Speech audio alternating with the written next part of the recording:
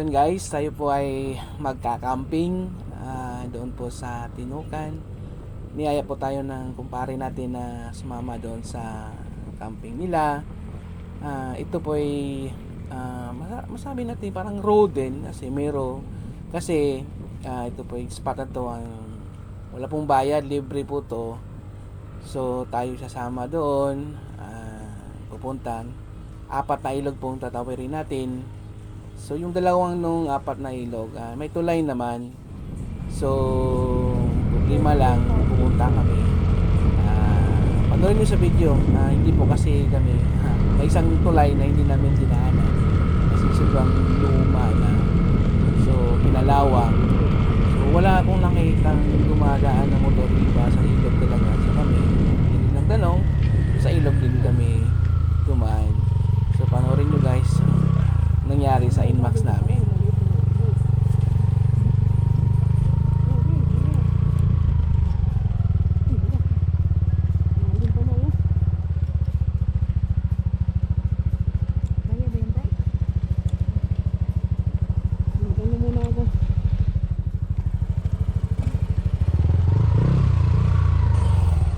Dito pa lang nagulat na kami kasi malalim talaga yung ilog. Dito? Oo. Hindi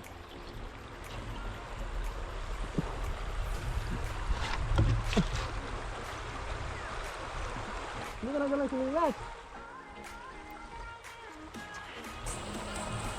So tinulak namin yung motor namin pabalik kasi may ibang daanan daw sa kabila na medyo mababaw. Yung malalim ka, no? Malalim nga. Okay.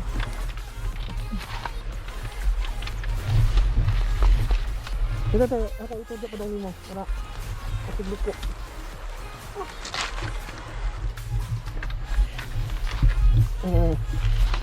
Ito. Abot dito tayo. Go. May bato kasi. Ito. Ito.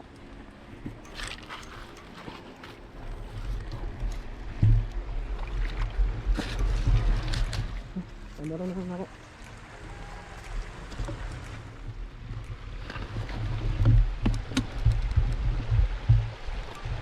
Ito.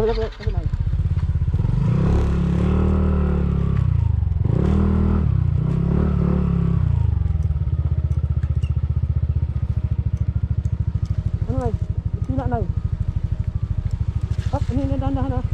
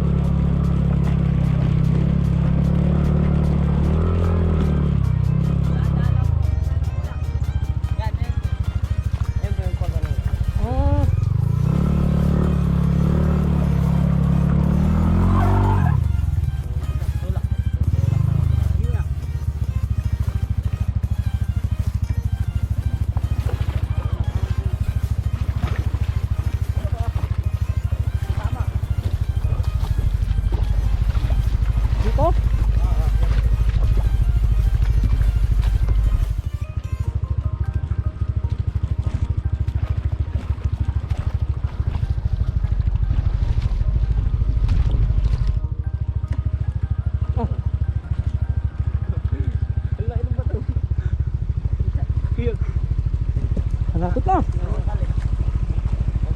Yeah.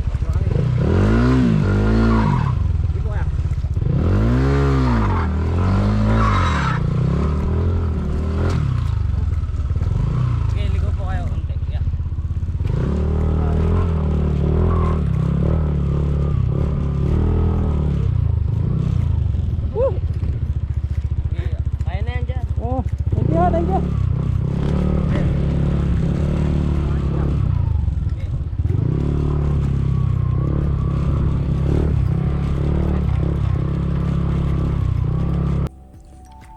Ayun, pumasa tayo sa unang pagsubok.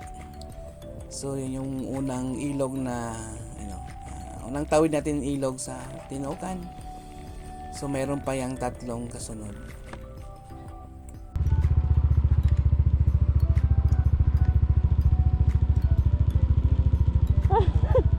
Hiningal ako.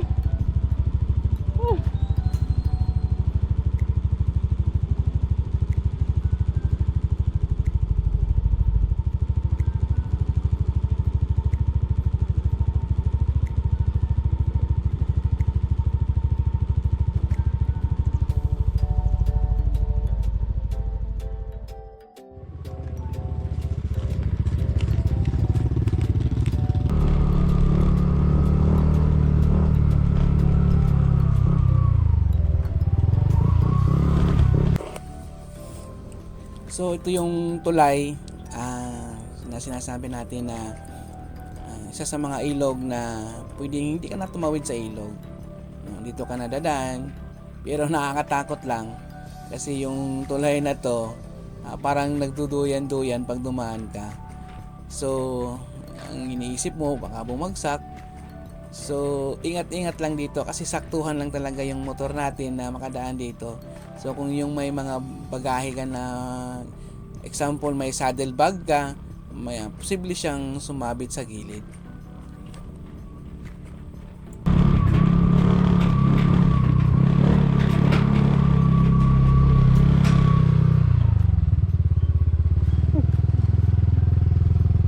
Paano kasi hindi makaano?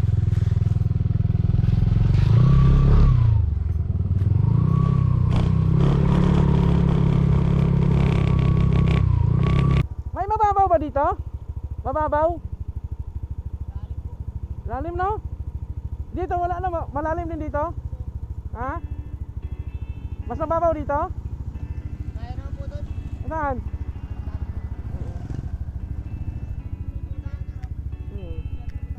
Saan? Ay, ito?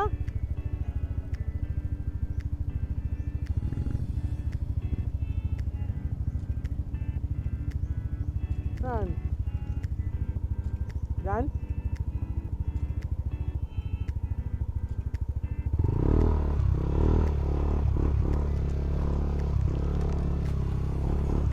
Kaya mo na. Saka na magtulak pa.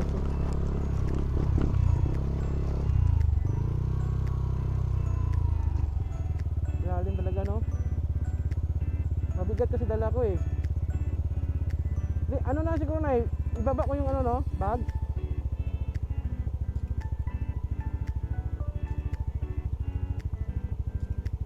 Hindi na. Dito na?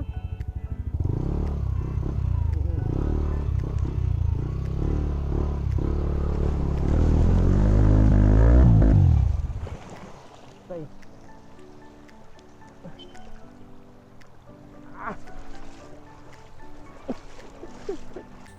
So dito namatayan na yun ng motor. Tinulak na lang natin. So kagustuhan natin na mapuntahan talaga yung spot na yun. So tinuloy pa din natin. Ang isip ko na dito, palit ng motor na talaga kung ano mang nangyari. So good thing is gumana pa yung motor natin.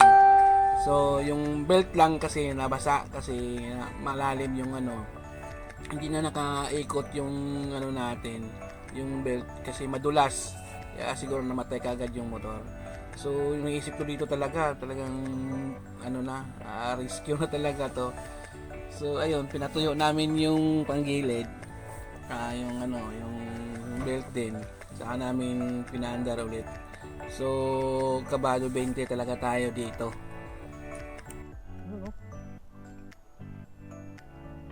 Ay, puta.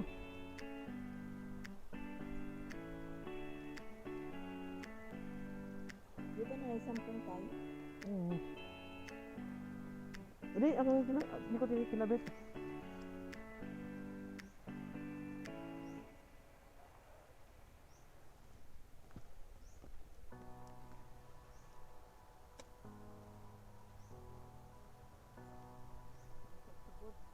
Hmm? Sige pagtubod. Hmm.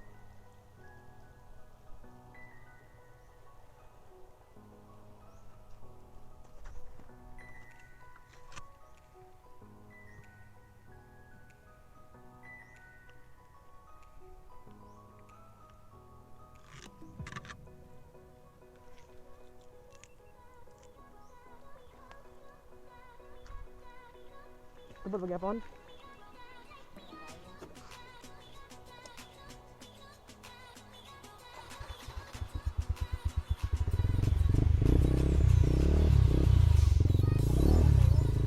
Huh?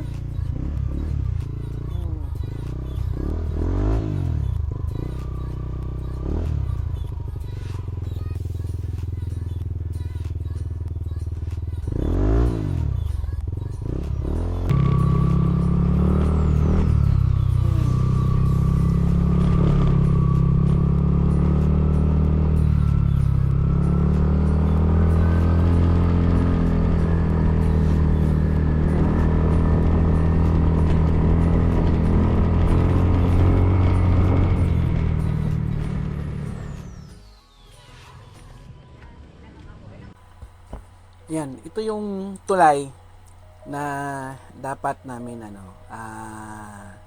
dinaanan. Itong video na to is pabalik na to pauwi na kami. So ito yung hindi namin nadaanan kasi nakita ko yung tulay, kinakalawang, baka tao lang yung pwedeng dumaan. So hindi pwedeng dumaan yung motor kasi wala akong nakitang dumaan ng motor. So yan, tinawid namin, nakita yung bandang baba, diyan kami dumaan, yung may motor kanilang dumaan. Kasi nakita ko yung mga motor na mga lokal na nasundan namin, sa ilog dumadaan, hindi dito. So, ayun, doon tumirik yung inmax ko. So, ayun, dapat pala nagtanong kami. So hindi kami nagtanong tinitingnan ko lang yung ibang motor kung saan dumadaan. So, pwede palang madaanan yun, yung tulay na yun. Kaya dinaanan namin, nung pauwi na, dinaanan namin.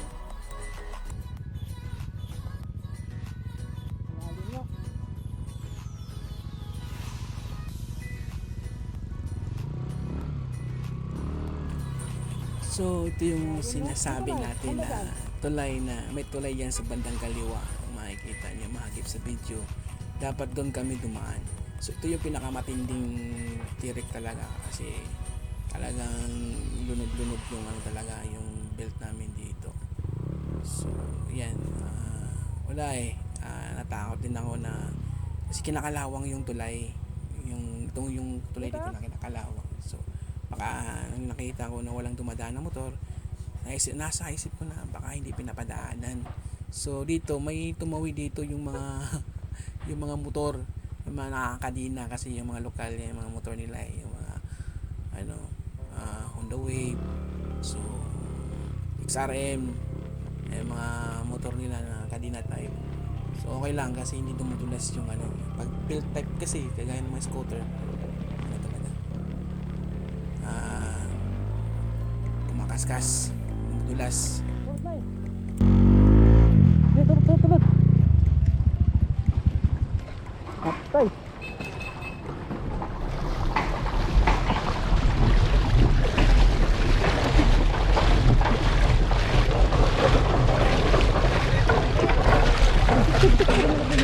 Ha?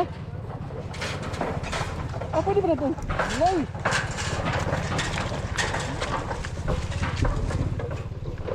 Ah.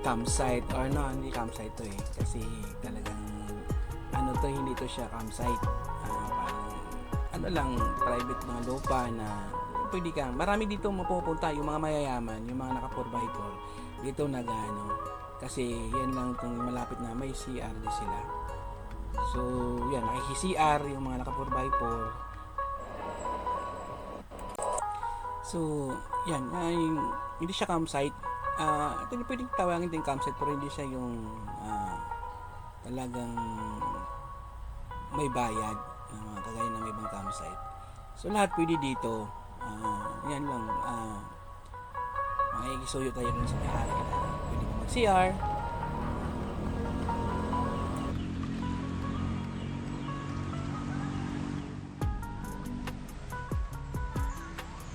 So guys, andito tayo ngayon no, sa pinaka-apat na ilog sa Santa Ines.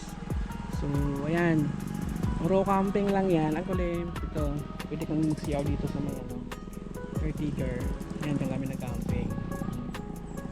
Ayan, mga natahimik dito. Sobra. Kami lang nag-camping. Ay, ito ilog.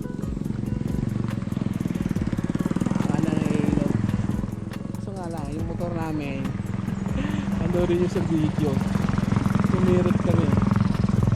Ayan. Yun, panis. Ayan guys, piplex natin yung camping setup ngayon Ayan, moto camping setup, tarp from Lizzy Hitch, tapos nature hike yung ano natin. Tapos ito, tubigan. Ayan. So handy lang siya kasi parang plastic lang yun yung tubig namin. Ayan, itong dosit niya. Tapos yung lutuan, yung cover natin, lamisa. Tapos yan yung mga gamit namin. Ayan, upuan from Wide Sea. Yan, simple lang setup. Tapos ayan. Motor tayo na yun. Tapos manok.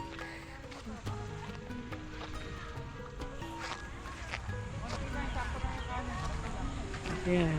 Ganda ditong pagkampingan namin Actually, hindi ito siya campsite.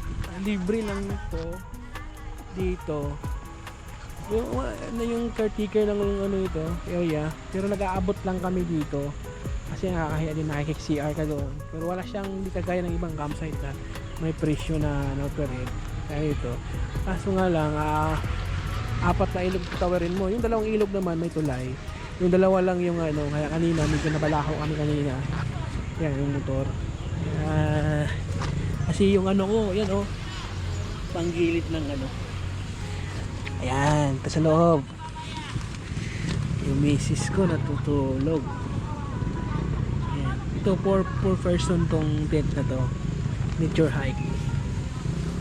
So, yun guys. Babu, thank you for watching. So ayun guys, marami pa sanang video. May video to na may ilog. Naligo kami ni Miss doon. Ang ganda ng ilog dyan may rock formation, malalim din. Kaso nga yung cellphone ko kasi binigay ko sa anak ko, nabura yung binura yung mga files, yung mga videos, mga pictures. So wala tuloy doon yung video yung kuha namin sa ilog. So next time babalik kami dito. Yun, makikita nyo or puntahan nyo, basta dito, solid talaga dito. Napaka-adventure talaga kasi yung dinaanan mo. Kung mahilig kayo sa ganon, so magandang puntahan dito. Tapos yun lang, lang tayo dito sa may-ari na natin CR. CR tayo. Tapos kunting abot lang. Yun lang ginawa namin. So maraming salamat sa panonood mo. So until next time, see you my next video. Babu!